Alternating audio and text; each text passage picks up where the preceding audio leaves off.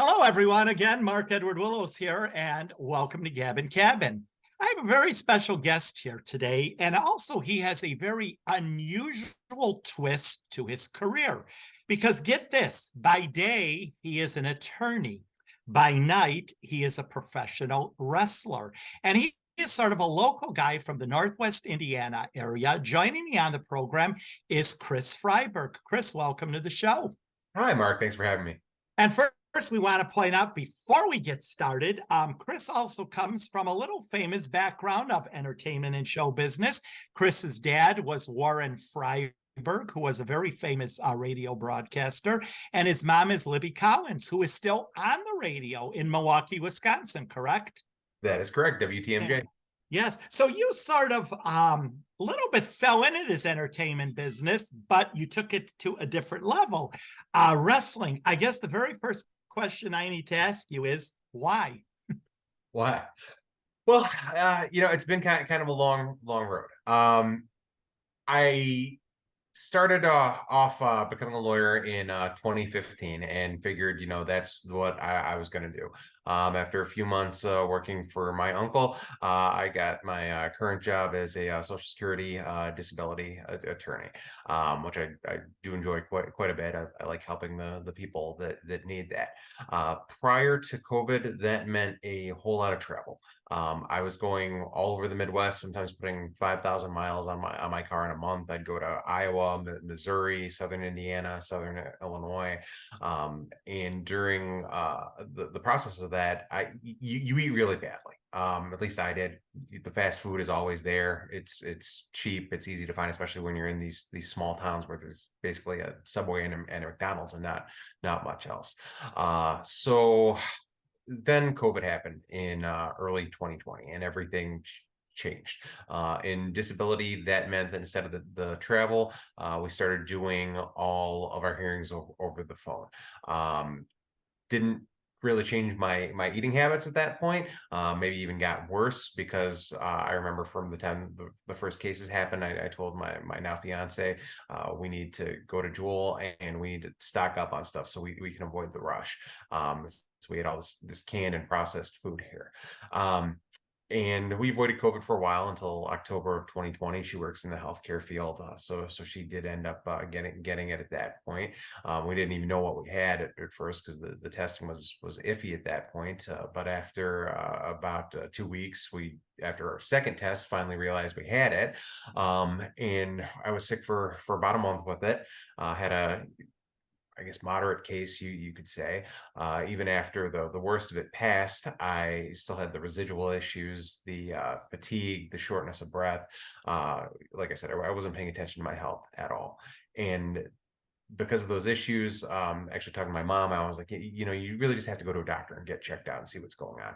And after a couple of doctors' visits, they said, thankfully, you don't have any long COVID, nothing wrong with your lungs, but let's do some blood tests, and they said you're diabetic and your blood pressure is sky high. Now, working as a disability attorney, I over the years have seen a lot of the worst cases with diabetes, the really bad neuropathy in people that can't feel their hands and their feet anymore. They're falling all the time. The people who are going into diabetic comas, losing limbs to it. And all I can really say is that essentially something in me kind of snapped of I'm not going to end up like that. I'm not going to end up on all of these meds. Because when I was diagnosed with diabetes, that's what my doctor said. He said, I'm going to give you 3 months to get this together. So I came home, talked to my fiance and said, we've got to change this. We've got to start taking care of ourselves and eating better. So throughout all the bad stuff, all the processed food, the ice cream, the chips and all that, and immediately started a diet. At that point, it was more cereal, salad, and vegetables. That was something I'd come up with in the past that had been effective, and just kept going on from there. In 3 months, I'd lost about 50 pounds. My doctor says, okay, you're avoiding the meds at this point, stick with it and see what happens. And I did, and the weight just kept coming off. I was down, about 80 pounds over the summer of 2021. And it was after almost 1 year exactly, I had dropped 105 pounds. I was under 300 pounds for the first time in about 20 years. And at that point, I'm feeling really, really good, and was just starting to think, was there anything that I had missed out on over the years because of my weight? My relationship was great. I traveled, had a good career. But the one thing that I just kept coming back to was, I always liked professional wrestling. I had thought about it over the years, but with work and my health, the time never seemed right. But I feel now, I'm in my late 30s, but I think I can finally give this a shot now. Mhm. And what is it that people really love about wrestling? I mean, I remember as a kid watching it, but I mean, today it seems like it is so much more out there and it's characters and it's like basically a show. Tell me, and again, a lot of people ask the question, how real is it? Can you tell us? How real is professional wrestling? I think professional wrestling is as real as you want it to be. If you want to go in there and think that all of this is legitimate, we'll work with you on that. It absolutely is, and I think that is a lot of what attracts people to it. That it is probably the one of the last, if not the last, forms of entertainment that continually blurs the lines between what is real and fiction. I mean, that's part of what I do as my character, or I'm an attorney, and so people will say to me afterwards, "Wait, you really are an attorney?" Yeah, I'm an attorney in the wrestling ring. I'm an attorney in the courtroom. hmm Yeah, the courtroom is definitely some theatrics that go on over there too, except no one goes flying through the air sometimes, right? Usually, every now and then. Yeah. Now, for the career of wrestling, what is involved? Do you do a lot of practice? Is there a lot of training? Is it an everyday thing? You keep it up? Because obviously, you probably just don't go into the ring and start, correct? Correct. Yeah. So before my first match, there's about 9 months of training for me, and that varies from person to person. There's some people there who are younger and more athletic. They're ready to go in about 5 or 6 months. I've heard one story. There's a famous wrestler, Christopher Daniels. He said he had his first match in about 3 weeks. I've also met another guy. He said it took him about a year and a half to have his first match. The training is very cardio intensive. There's a lot of jogging and running the ropes. Strength training, that's more something you have to do on your own, whatever you think is going to work for you with that. Personally, I like some smaller weights and just doing things like push-ups and sit-ups. And then it's just learning how to move in the ring and learning how to do those basic moves, and all that just takes months to get ready for. And what do you think brings in the audience? Because I mean, I see some people that literally lose it at these wrestling matches, and the kids, of course, are all excited. What draws them in? Is it the character, the what do you think? Yeah, so I think it's a mixture of things that draws people into wrestling. I think they like the athleticism. Even somebody like me who's older and can't do a lot of these things that these more athletic guys can do. I'll still try and pick somebody up or roll around, do something impressive that the crowd can get into. And even part of that is just making it look good when you get hit, because when you're a bad guy like me, they want to see you get what you have coming, and people like the characters of it. That's not something that you get for the most part in professional sports. In leagues like the NFL, if you try and be a character, they'll fine you for it, and just the storytelling, because that's part of the thing too that you get in leagues like the NFL and the NBA is maybe they try and tell the stories. You have the sideline reporters saying, oh, this is this guy's last season, or this is going on, but uh, sometimes, a lot of the times in reality, those stories don't pan out how you want to see. They don't really go anywhere. Whereas the nice thing about professional wrestling, you have people planning these things out that are hopefully getting a satisfying resolution. Mhm. And do you plan on being in this for a good number of years? Do you ever want to take it more professionally? Is it something you do? Would you ever quit being an attorney to do this full time? You know, on the one hand, I I said from the start, I want to take this as far as I can. That's been the goal, to take it seriously from day one. I made it clear, yeah, I'm a lawyer, but I'm not here to just screw around. I'm here to be a professional wrestler and take this seriously. Um, if I can get more bookings, if I can work for larger promotions, I'm absolutely here for it. AEW or WWE calls, I definitely talk to him, and hopefully we could work something out. And at that point, well, maybe the legal side of things would fall by the wayside.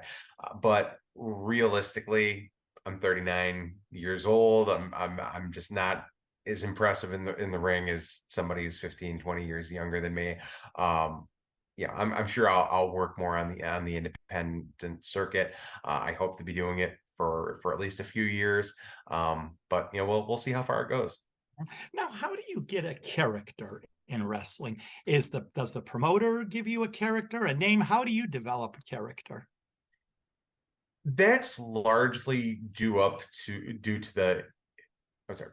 That's largely up to the individual wrestler, what they want to do. Um, and it comes down to personal creativity.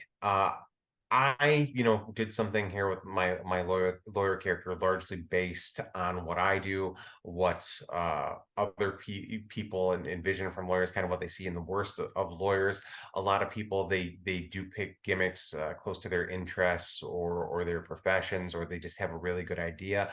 The results of that really vary. I mean, sometimes you see guys who they're basically out there on their real name, or they just have this is bizarre idea. And honestly, a lot of the times it doesn't work, but it's a process. Most people change their character and tweak their character many times over the years before they come up with something that works. Mhm. And tell us about some awards. I understand recently you won an award. Tell us about that. Right. So last month, I won my first title. It's called the Southland Championship Wrestling High Voltage title. This is if you watch WWE at all, they have their NXT brand, which is more for guys who are newer to that level of wrestling. It's very similar to that. This is for guys who have been in the business for a shorter amount of time, and it's a newer title. But I'm only the second champion that we've had of it. But I'm hopeful I can have some matches with it and build the title up. Mhm. Now, getting a little bit to your regular career of being an attorney, how did all of that come about? Did you just get up and say, I would like to do law? Because it's not in your family. I mean, unless it's somewhere not your mom and dad, the broadcaster. So, how did the idea come up to be an attorney? Oh, I actually do have an uncle who's an attorney. Okay. But when I talked to him, he said, "Don't do it." So when I went to college, that was to become a journalist, and was very good at that. Won awards, and people liked what I was writing. And my first job out of college was at a newspaper in Fairbanks, Alaska, and the beat they assigned me to was cops and courts, which is where a lot of people start off. I like that, and I more than dealing with the cop side of it, I actually liked going to court, seeing how things would play out in the courtroom, and covering the cases. And what was interesting to me pretty quickly is, so my editor would say, "Okay, I want you to go and cover this," and I'd go and I'd watch it and be like, "Okay, this makes sense to me." I'd read through the filing. This makes perfect sense to me, and I'd go and explain it to my boss and say, "Okay, this was filed. This is how this is turning out, and this is why." And you just go, "What? Huh? What are you talking about?" Okay, just write it. It'll work itself out. So I realized really quickly that I had an aptitude for that, and then at the same time, I'm watching lawyers, and it's kind of a combination of, I could do this better than some of them from what I'm seeing, and I think I could do more to help some people, because one of the major things I'd hear from people, usually because I'd cover criminal cases, would be the family of victims, and they'd be like, they're just not talking to us. They're just not telling us anything at all. We don't understand this. I just figured, I could go to law school, hopefully, and be the attorney who could do this better than a lot of these people, and actually explain it to my clients and help these people out. So that's what ultimately led me to go to law school.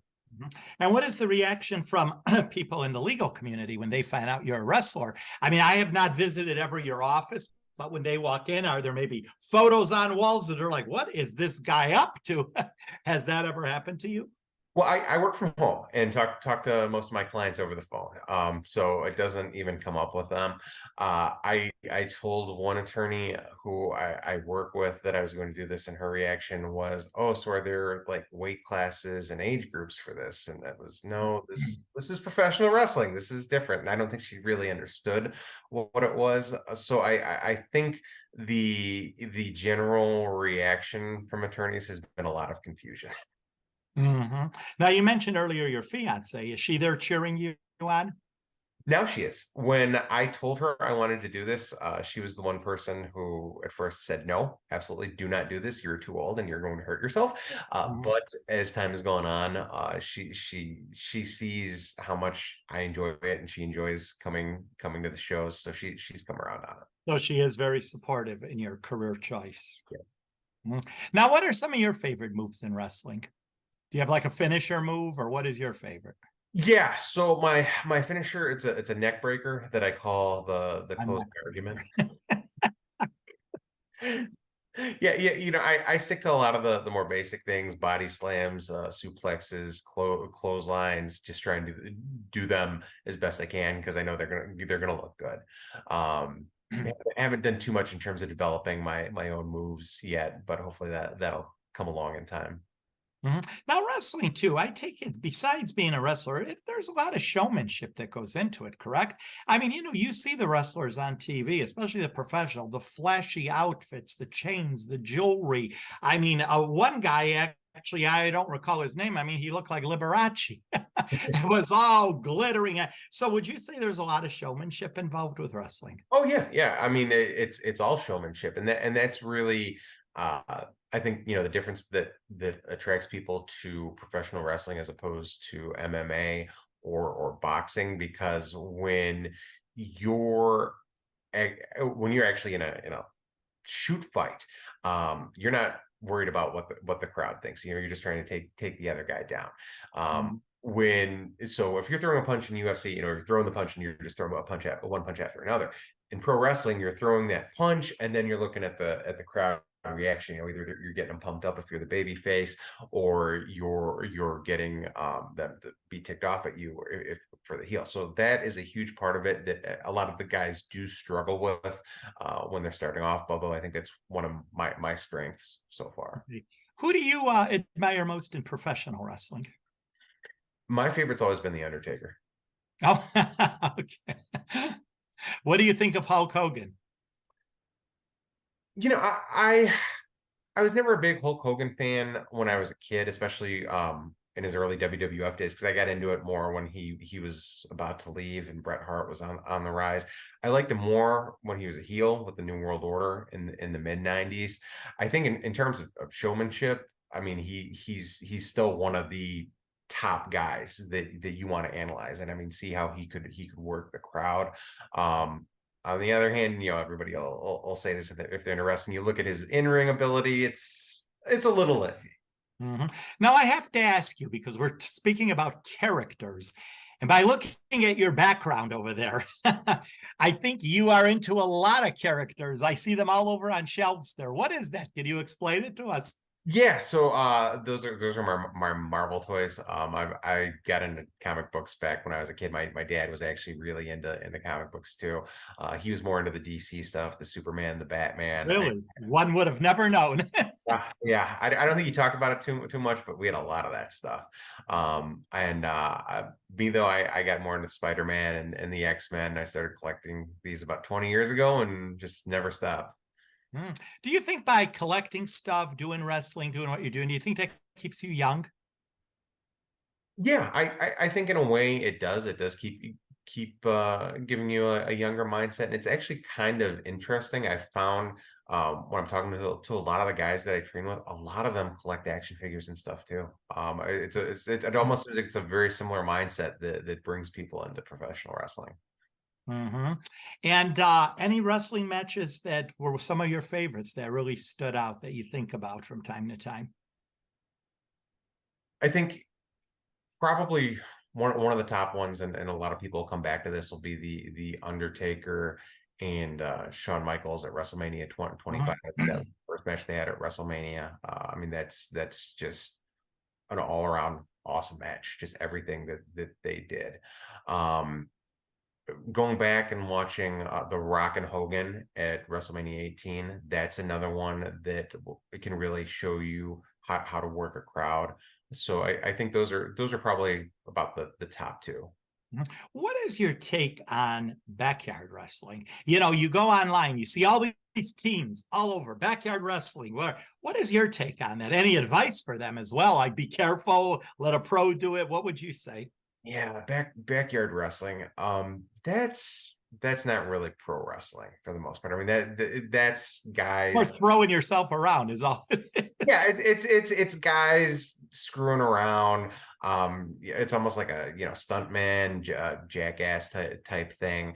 Um, if you're really into that and you want to see two guys beat the hell out of each other, I mean, there's some appeal there. I think it's incredibly dangerous, and I mean, so much of that has been done that you have to go so over the top to really get noticed. It's just not worth it.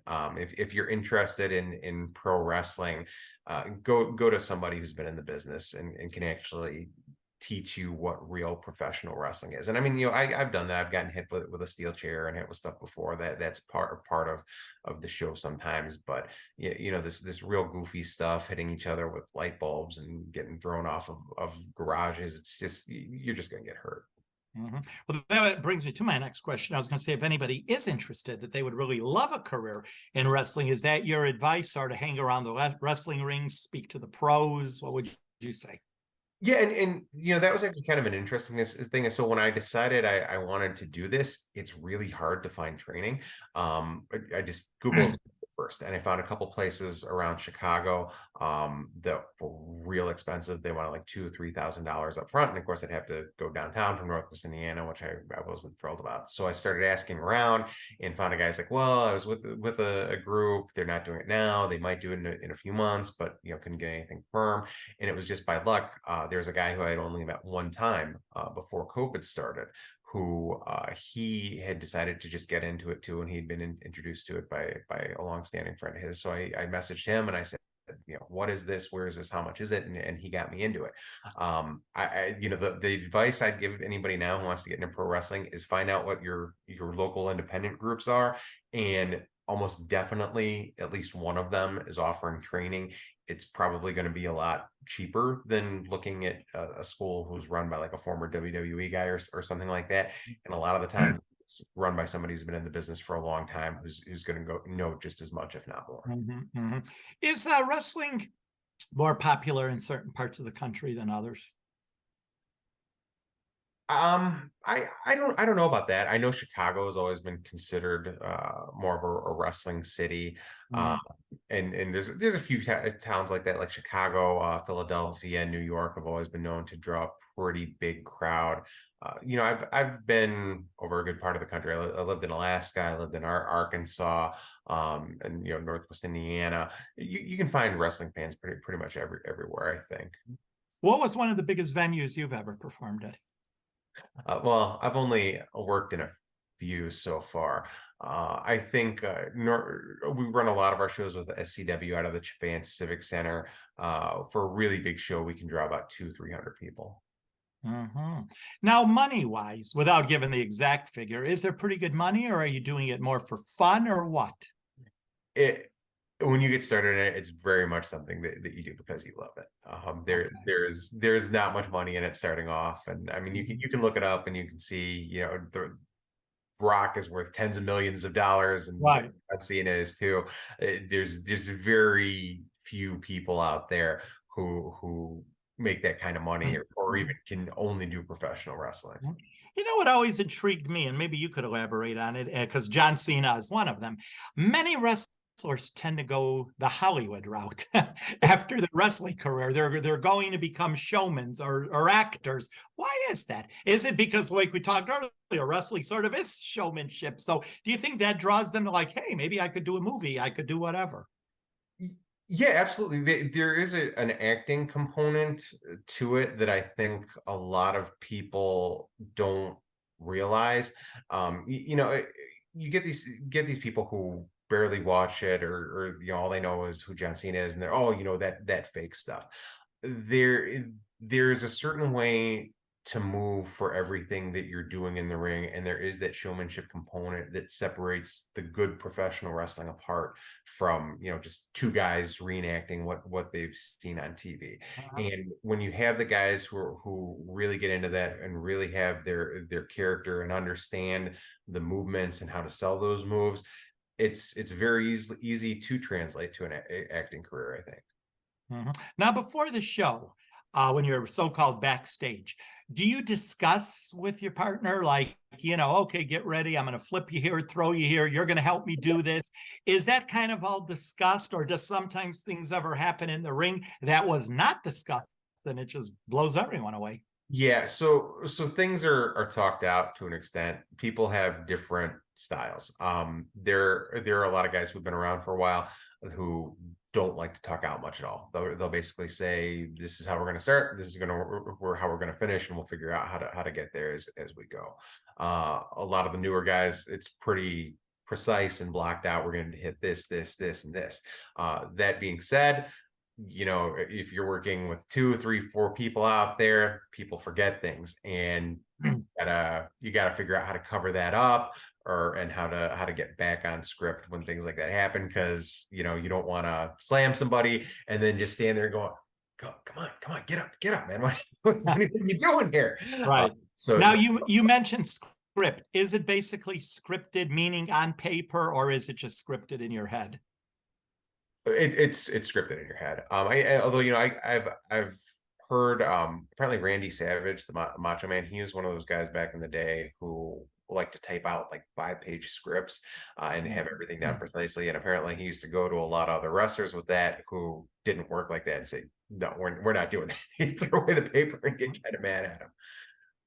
Now, how do you pick out your moves or your finishers? Like you mentioned earlier, the neck breaker. I mean, is this something that you just feel you're good at, or how do you come up with that?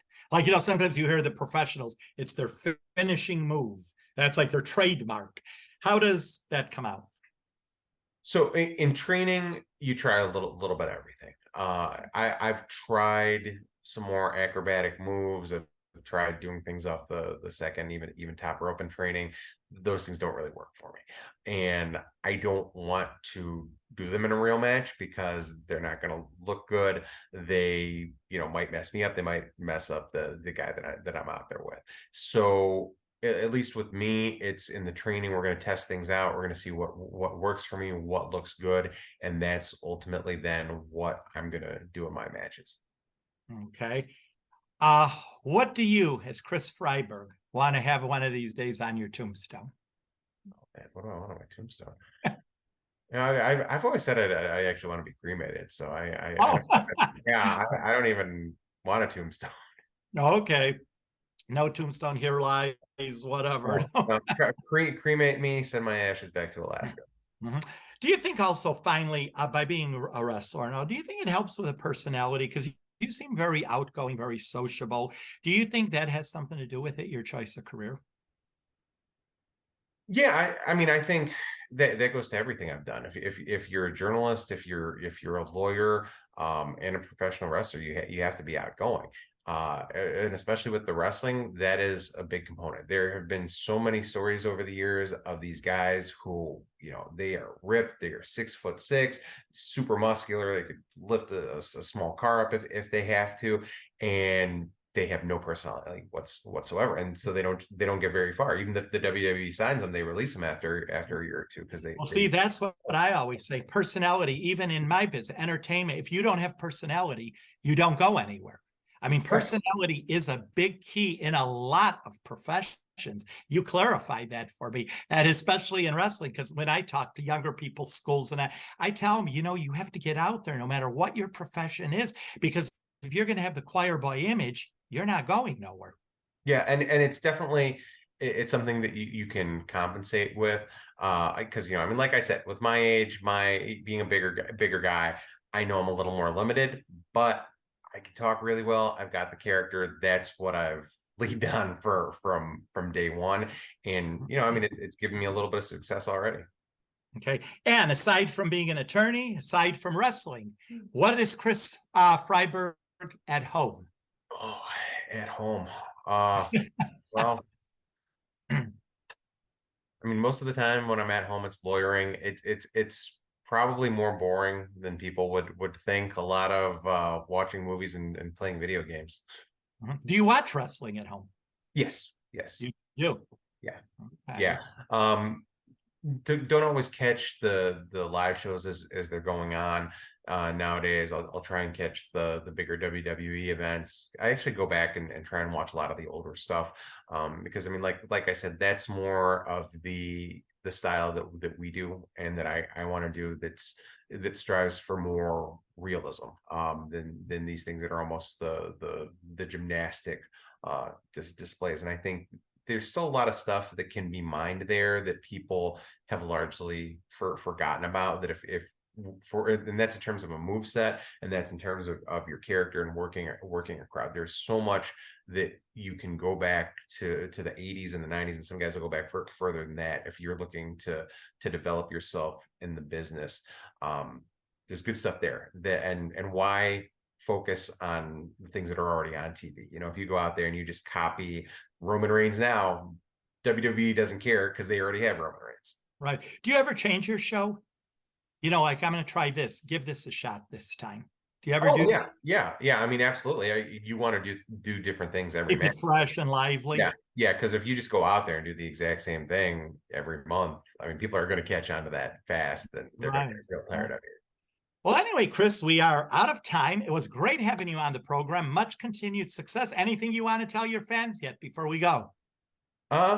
No. Oh, okay, covered it all. Well, much continued success in the courtroom and in the wrestling ring. And thank you for visiting Gabbin Cabin. All right, thank you.